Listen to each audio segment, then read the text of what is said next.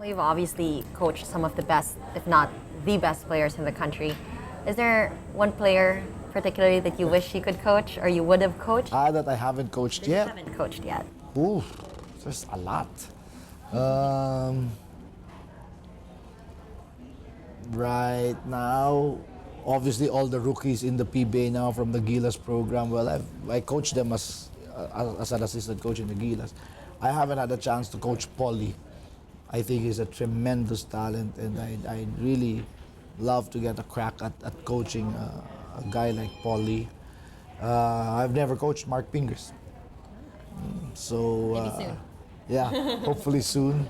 So there are a lot of players that I really wished that I had coached, but most everyone, because of my involvement with the national team and then coaching for 20 years in the PBA, I've coached at one time or another.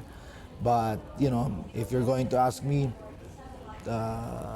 two names stand out: Paul Lee, a rookie, and a veteran in Mark Pingers. Who's the favorite player you coached? It's gotta be, you know, the favorites depend on the phases in my career.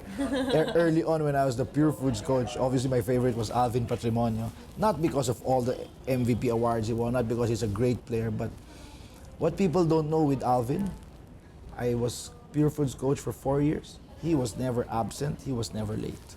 You know, whatever, team function, visit to the palengke, you know, going somewhere, basketball clinic, never absent, never late, and that's what endeared him to me.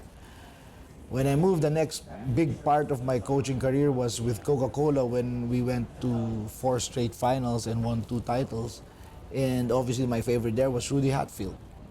The reason? Because I haven't seen anyone work harder than Rudy Hatfield.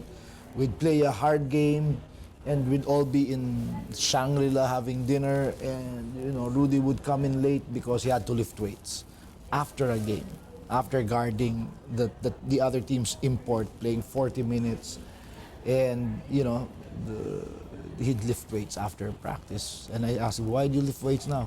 Well, because the gym's about to close, I need to get my lifting done. So, you know, I haven't seen a harder worker than Rudy Hatfield. And now, in my current Talk and Text team, it's my team captain, Jimmy Alapag. We've developed a very, very strong personal relationship.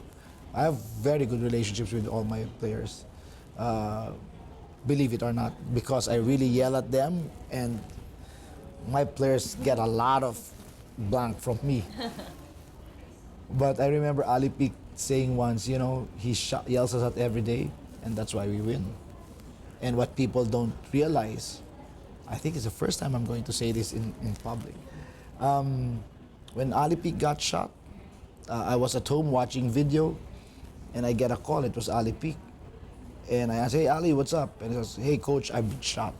What? Yeah, somebody shot me. I don't want to die, coach. I'm bleeding to death. Hey, okay, what are you doing? Where are you? He said, the trainer was driving him to the medical city. And I said, okay, I'll meet you there. Don't worry, everything's gonna be all right. Just, coach, I need you to call my mom and my aunt in the States. And for me, it was very significant and very telling of my relationships with my players. Because here's a player, he gets shot. It's in a life and death situation. And the first guy he calls, it's not his mom, not his dad, not his lola in Cubao, not his best friend. The first guy he calls was his coach. And I think that story really encapsulates my coaching journey and why I like doing what I'm doing. And that's why when people are outside, they say, "Ah, grabe naman this coach. He's on his players, he yells at them." What I find is if you forge great personal relationships with your players, they'll do a lot for you, and they can take a lot from you, and you can push them really, really hard. And that's why I say Jimmy Lapag was my favorite, because wow, I mean, I've thrown him under the bus so many times. I mean, in the media, after a game, people will say, "Coach, why'd you lose?" And I say, Jimmy can't hit a shot. If Jimmy made one shot, we'd win. People have called me out on it, and one report I remember in a press con asked Jimmy, your coach blamed you for your last loss. What can you say to that? And Jimmy says, it's true. If I had played better, we would have won. But that's our relationship is already at that level where we can call each other out and understand that it's all part of the team. So my favorite player in my talk and text phase in my career is Jimmy Alapag. But if you take a look at Alvin Patrimonio, Rudy Hatfield, Jimmy Alapag, I guess together that's the perfect player. The combination of talent, attitude, maturity, leadership. That's the ideal perfect player. So that's part of what I'm gonna miss, and not coaching when I stop coaching in the PBA. That's really what I'm gonna miss, the relationships with the guys.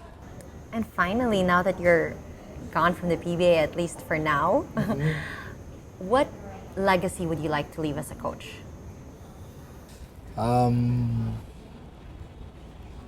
I think Jimmy Alapag said it best in our last team meeting, and he says, Coach, you're a winner, and so that's a legacy that I want to leave in the PBA. That regardless of the situation, regardless of the talent at my disposal, regardless of the kind of team that I had, I won. I found a way to win. And hopefully that winning is not only winning in sports or in basketball, but also winning in life.